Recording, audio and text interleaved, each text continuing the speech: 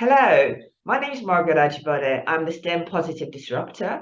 The reason why we have this platform is to educate, raise awareness, change people's perception, and demystify what STEM is. That's science, technology, engineering, and mathematics. And it's also bring the public into our domain because we want to show what we do, how STEM is impacting our world, but also to start a conversation. And today I have a special guest, Anne Okafor, who's going to talk to us more about what she does. But I'm quite intrigued because, as she describes herself, I'm an everyday determinator. I love it. And also she's a cheerleader for construction and STEM learning, so and STEM careers. So be quite interested to hear her perspective and why she feels that. But also, most importantly, she's going to talk about that. Alien word mass, and how can we demystify and get more young people to take it on, and how do we educate them so that they don't see it as a barrier or a negative but a positive itself. So without further ado, I welcome Anne, and she'll tell us more about herself and what she does, because we're celebrating what she does as well. So thank you, Anne. Hi, Margaret, and hi, everybody. Thank you for that wonderful introduction. Yeah, so my day job is a construction planner, and that's what I do to trade. So lots of project controls, looking after construction projects, understanding how they are put together, how long they take, all the tasks involved. And about a year ago, I embarked on this journey about maths in my work. I was asked to give a presentation about the maths that I do in my job, and I said, well, I don't really do much maths.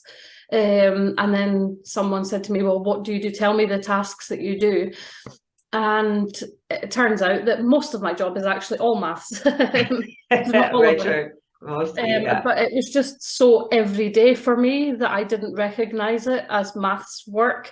The traditional, equations and all that we're taught at school. But like I say, because it was so everyday and it was just stuff that I was doing all the time, I didn't actually recognize it as maths. So this person helped me to understand all the maths that I was doing. And like I say, pretty much all of my job is maths, or there's maths elements, maths thinking. I mean, it's all problem solving. So it's maths thinking, maths-based thinking.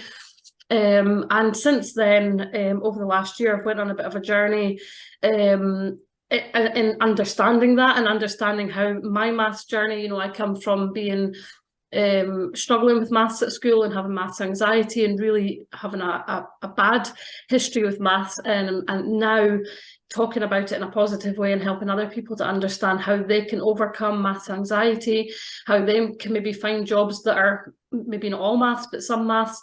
And generally, I think, no matter what job you do, there'll be maths involved in it somehow, whether you recognise that or not. But even in your everyday, whether regardless of your job, we do maths thinking when we think about it, or we don't even know it's maths half the time. We don't recognise it as that, but it is actually everywhere.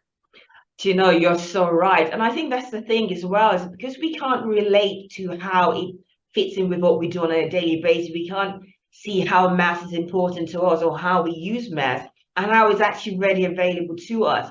And one of the things I do love what you do is that you talk about when you describe yourself on the social media platforms, you said, it's like it's this joy of math, and trying to engage more young people to see how math is so important. But the thing about maths, even though yes, we know we do use it on an everyday basis, the teaching of maths sometimes can be a hindrance. Yeah, because you mentioned about when someone told you to talk about what you do and how maths is related to what you do, but how does that fit in what you do? That's the same thing with young people as well, because unless you can see how it fits in where you are on an everyday basis and how it's important, it doesn't, you don't have to be a mathematician, but to have a basic understanding of that makes a huge difference. So what would you say is the best way to engage young people? Because we want to demystify what maths is, isn't it? And so how would you say we can do that? So the thing that I've found most positive, and the thing that I get the most positive reaction with when I go into schools, and something that's worked for me personally also, is understanding that practical application. Mm-hmm. So why does it matter? You know, why does Pythagoras' theorem matter? Why do I need to know this? Why is it going to make a difference? So when I go into schools, I try and understand the level of maths that the children will be learning and try and relate that back to what I use in construction. So if it's about shapes, you know, we're talking about why we choose different shapes over another shape. Yeah. Why is it, why are, you know, circular columns stronger than triangular shaped columns? Because they're stronger, so we choose them in certain situations, but knowing how to work those things out it is important, you know. So understanding shapes is important, you know, understanding percentages. You know, when I'm talking, I tell them about how I mark up progress in my work, and we understand percentages. It's a, you know, it's a universal language that we can all understand, you know, whether something is half done, you know, part way done, so we can all understand that, and using that language of maths, we can understand together exactly where we are with progress, you know, rather than say, well, I can say I'm a bit way done, you can say, well, I'm somewhat done, but what does that actually mean? If we then quantify it with percentages, then we can all understand exactly where we are. So trying to relate that, and you know, saying to children, this is why it's important that you use these are the types of things I'm doing in my job. It's stuff that you're already doing at school. It's skills that you're already learning, and I'm using them every single day, and I'm showing them how I use them every single day. For example, I also did an activity with my brownies group. I do a girl guiding group as well. All right. And I said to them one day, we're going to do some maths today. And they were all like, oh, it's not school, you know. It's not school. And I said, have you even heard what we're going to do yet? And they were like, well, it's maths, that's just boring. And, you know, I said to them, so that's fine. If you don't want to do it, it's fine. But actually, the activities we were doing, we were designing things using the golden ratio, the Fibonacci sequence. So I was showing them that, but showing them how to design things, how we design things using that. And also then we baked cakes. And they were like, but how is that maths? And I'm like, well, you're counting, you're measuring. Exactly. All of these things are things that you're doing all the time that is maths thinking, and it's maths learning. And you can do those things, you know, at home or, you know, in the school, and just pointing out the maths in that everyday situation. And it really kind of got them thinking, oh, well, you know, that is maths. I'm baking cakes, you know. Yeah. Indeed. So just to make it fun. Yeah, and you know, this is so important because, you know, we're now talking about it, and you know, we can see, and you know, we can see how it applies. And I think it's so critical and so crucial that during the education years for young people, even for us, because I have to admit, when I was at school as well, I was doing maths, you know, sometimes you have to, it's like you're cramming, you're not really fully understanding why you're applying the application or the theory to this to the way you're doing it. But you know, you mentioned about the fact looking at the practical application of maths and how it's applied makes a huge difference. So based on your experience, I mean, this is something you've learned after you left school, I'm assuming, you know, but when you were at school, I'm sure, you know, you had similar experience to what the young people go, even I went through as well, and even the older people as well.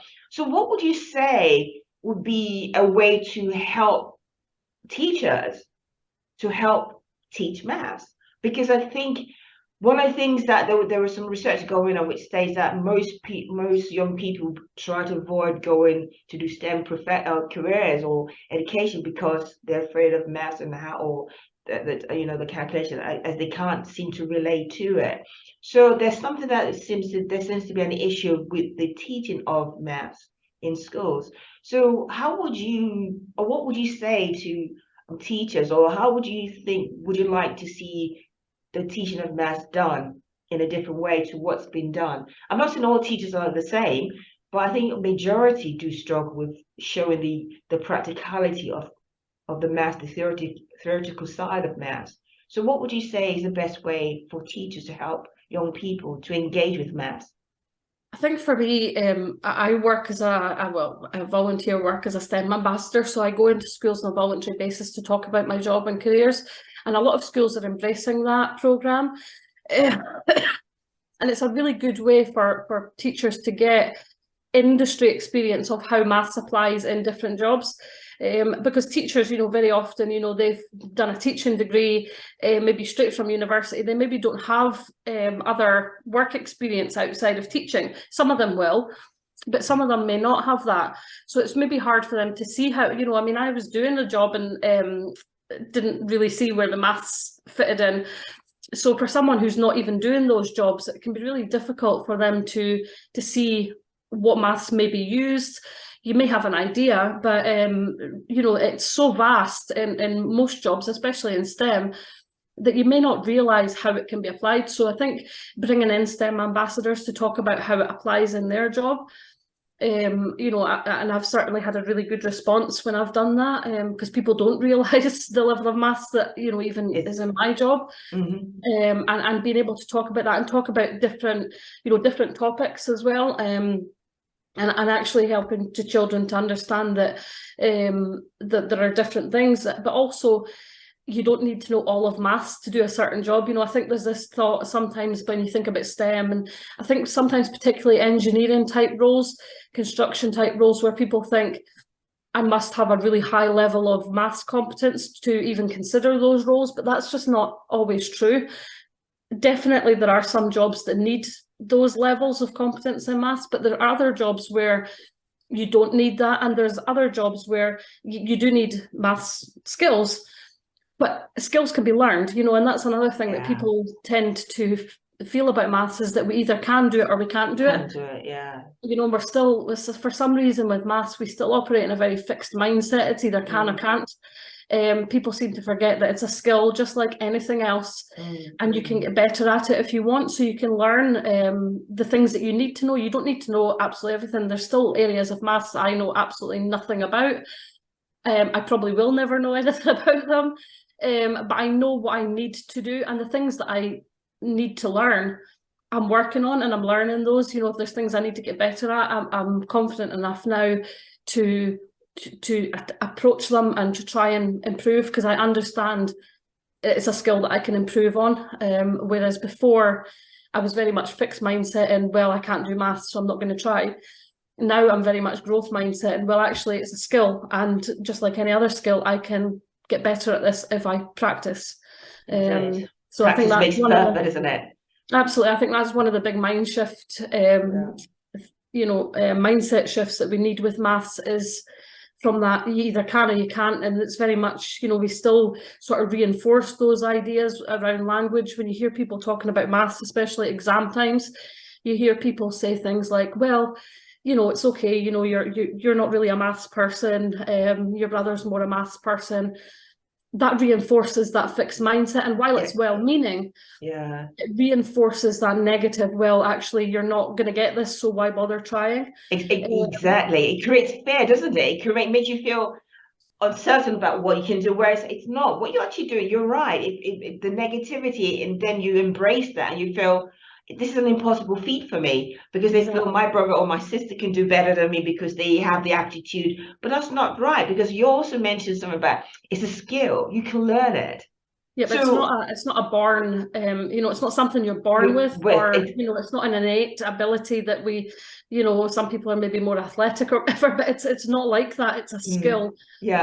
Just like public speaking, when I go into schools, I use the examples of football and dancing with the children. So if you want to get better at football, what do? You practice. You want to get better at dancing, you practice. But also, if you want to get better at dancing or football, you don't necessarily have to tackle the whole game all at once. Sometimes you will do a whole game, but sometimes you'll do drills. Sometimes you'll practice, one specific skill. So same with maths. Maybe today you're focusing on your percentages because that's what you need help with the most. So you can break it down and tackle, one skill at a time. Maybe with dancing, you're focusing on strength or one dance move. Maths is exactly the same. Break it down and do one subject area at a time and practice what you need to get better at. And then your overall game, your overall maths ability will become elevated, because you are, focusing on little parts at a time.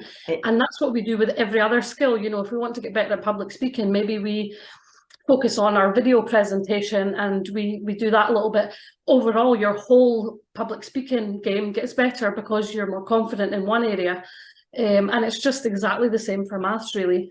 100%. I even just listen to you, you're so passionate about it. And you got me thinking as well, hold on a minute. Even in football, you need maths. You use maths because you have to be careful, isn't it? Dancing as well, you're taking steps. You count the steps, isn't it? So all of this adds on. And you made a good point though, because you said, look, it's about the teachers also understanding the practicalities of maths, how it's applied in the real world, but also having STEM ambassadors who can explain what maths is. Because what you're saying is it's changing perception, it's raising awareness, and also demystifying what maths is all about. And I think we do need that, because for us to get more young people to even embrace maths or even embrace the STEM world, they have to feel that they have to be comfortable. They cannot be driven by fear, because one of the things you made a good point about when people talk about maths, is either you can or you cannot. But that's a lie. That's a fib.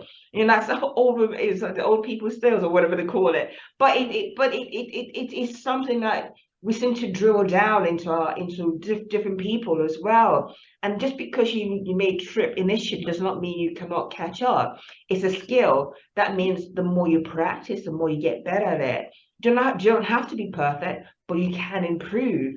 And that gives you confidence to try even more. And I think this is so important. And I'm so impressed. I love it, because you make me feel passionate about it. You make me feel even more comfortable just talking about maths, because I can now see the practicalities of how maths is used on an everyday basis. That maybe if I was just by myself, I was just doing it the way the school teaches it, I won't be able to relate in that same way. And we need people like yourselves that can maybe be consultants with teachers, the way the education system is, because we need to change that. Because if you want to bring more people to do what you want, the education of STEM, we need people who can understand it and be able to see the practical side as well as the theory, how they can merge together and make it an enhanced experience, a positive experience to those young people that go through that process itself. And I'm so impressed with you, and I love the fact you also mentioned that you are the everyday determinator. I've read briefly about your podcast, and so we're looking at other challenges. Maths is a challenge, and it's quite nice to sort of use that as because it's true. And I do tell us more about it, because we're celebrating what you do. We're celebrating you, because I just love your approach. I love your energy concerning just the way you do things. So please tell us more about it. So the Everyday Determinator was actually a nickname that was given to me by an ex-boss. Right. He said, when you've decided you want something, you just go about. He said, I've never seen anyone just go about getting it. When you've decided you want something, you just go after it. You make a plan and you go after it and get it. And for me, it's all about that everyday challenges that we all have. We all have everyday challenges. We all build everyday habits around circumnavigating those challenges, how we overcome things in our lives. I've overcome some major life challenges to get where I've got today, maths anxiety being one of those challenges that I've overcome. And now I'm on the complete other side of that, talking to other people. And, I said to someone yesterday, if my maths teacher from high school could see me now talking about maths, he would wonder what is actually going on, because I think about it in a totally different way now. Because I approach it differently, and I understand more about it, because I understand more about me. And this is the Everyday Determinator. This is where it's not about every day being easy, or it's easy to get all the things we want, but it is about learning about ourselves and how we can go about getting the things we want. What habits do we need to build? What habits do I need to build? What resilience have I built from the challenges that I've come that can help me with the next one? And the Everyday Determinator podcast comes from that, and a lot of it is talking to people who have, again, had major challenges within their lives and have used that challenges to to a great extent, you know, the learnings that they've got from, rather than saying, oh, well, you know, life has thrown me this really horrible thing and I'm going to just sit here with it. And then sometimes that's the right thing to do. Sometimes we need to just sit with things and reflect. But quite oftentimes the people that then take those lessons and make things better for themselves and other people can have great success in those things. And all of my guests, in fact, have had a story of some sort where they've had a major challenge and they've taken what life's thrown them, you know, a really hard time. And they've taken that, they've taken the lessons they've learned, they've taken the opportunities that have come from that. And I think, you know, that's something we don't often appreciate, is that sometimes when we do get a bad situation, there are some opportunities that come around because of those, or because of the people we meet in those times. And these people have then taken those opportunities, they've taken those lessons, and they've built something incredible at the back of it. You know, for example, I've had a lady who, we've talked to people who have been through divorce and then built business on the back of that. We've talked to people who have had challenges with disability or accessibility in the workplace, and again went on and built, you know, platforms or you know, businesses on the back of that to then help other people not have those same challenges. And I think it's really courageous when people not only recognize the challenge that they've had, and to be able to overcome that is incredible enough, but then to take those lessons and take the opportunities that come from them and help others to not go through that same path. It is quite a courageous and incredible thing. And that's all of the guests that I speak to have had a story of some sort related to a challenge and then what they've done at the back of that challenge. And it's different for all of the guests, depending on what their challenge and what their lesson has been.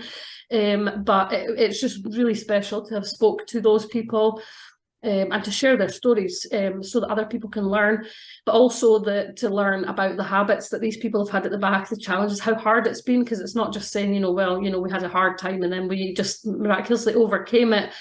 You know, it's highlighting the whole journey.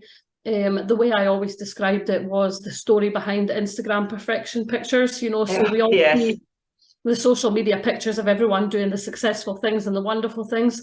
But my podcast is very much talking about the stories that got the people to that picture, you know, what the journey was to that success story. It's the behind the scenes almost. So yeah, it's been really great. Do you know, that's amazing. You know, I do love that, and I do love the point you made about knowing yourself. And it's okay to just be still sometimes, but it's knowing that you don't have to be still, just end up just giving up.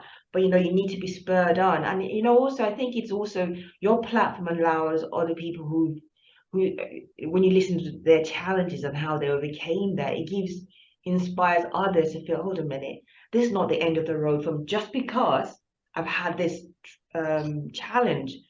It just means that another opportunity will open for me. And that's with life in general. And I do love that.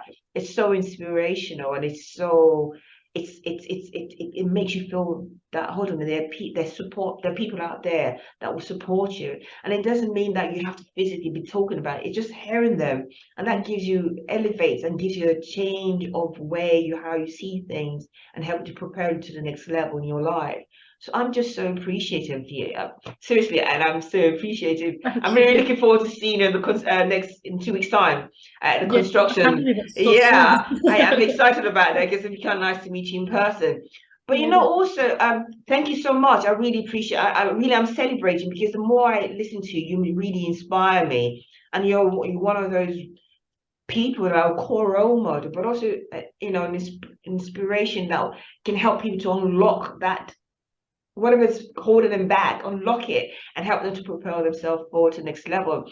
But going back to what you do, because you're a construction planner, how is it where is it very diverse? And I don't know the type, the dynamics of the type of people that work within construction. I do know about construction, but as a planner, do you have quite a lot of women working in that industry, in that field? So I've been fairly lucky in that the mentor that I had was a female, but it's quite a small, in terms of construction planning itself, it's quite a small community, I guess. And again, I think it's probably representative of construction in general, is that there's not as many females as we would like, you know, but that's the same for the whole of construction industry. There's not enough diversity, whether that's females or whether that's people of color, whether that's people with disabilities or, you know, LGBTQ. There's not enough diversity, full stop, in construction, and it's something that, you know, the construction industry, I will say, is getting better at having these conversations. We're nowhere near where we need to be yet. There's masses of talent in all of these communities that, you know, needs to have a platform that should get opportunities within construction, and the industry is just not quite there yet. But there are much more initiatives, and it shouldn't take initiatives to get people inclusion, but unfortunately that's where we're at. But these initiatives are doing wonderful things and getting people into construction. Like I say, we're not where we need to be in any of these I don't know what the right word is, any of these sort of statistics. We're not where we need to be at all, but there has been progress made, and things like, you know, London Build and all that are highlighting, you know, women in construction. They're highlighting all these different things. So it is seeing progress, and I've certainly seen progress in the sort of 7 years I've been in industry. It is getting better than you know it has been, and hopefully that will continue. And like I say, part of me being that role model is going out and showing people that they can too. I was never shown that I could be in construction when I was at school. It was, you know, nobody ever told me that that was an opportunity for me. And in fact, when I did pursue it when I was younger, I was always told no, you know, because I was a female, and that was explicit at that time. I come from a small town up in the north of Scotland, and it was very, very closed-minded in terms of women being part of trades or construction at that time. So that kind of held me back a little bit as well. But now, you know, we are becoming much more accommodating, and rightly so, you know, because women can do everything a man can do, really, you know. Exactly, we can do the same jobs. So yeah, hopefully more progress to come is much needed, but we're not quite there yet. Very true. You know, but you know, the key element here is that progress is being made, and there we are making headway. We do need to break those barriers. We need to break the glass ceiling as well. Excellent. We need to change that. But you know, like, I can talk with you all day, Anne, because you inspire me. You're a role model. You're people that people will relate to, and I love that, because that's why we have this platform. Is we need to showcase people like yourself. But you know, I do love the edge we came through with, which is maths, because we don't talk enough about maths and application. But just listening to today, I can now see maths in everything I do. I think people who listen to you will actually see that as well. So I'm so grateful that you came on board, and you are truly an inspiration. I celebrate you. I celebrate what you've achieved. I celebrate the fact that, you know, you're one of those who know because you know yourself now, you know how to break down those barriers. There's nothing about no. Yeah, even there's a no, there's another way around that. To me, that's an inspiration that anyone who listens to you will actually say, well, if Anne can do it, I can do it too. And I do love what you do. Let's talk to all the educationists. Speak to Anne. She can tell you how you can apply maths. how you can teach maths in a positive way and bring more young people into STEM as well.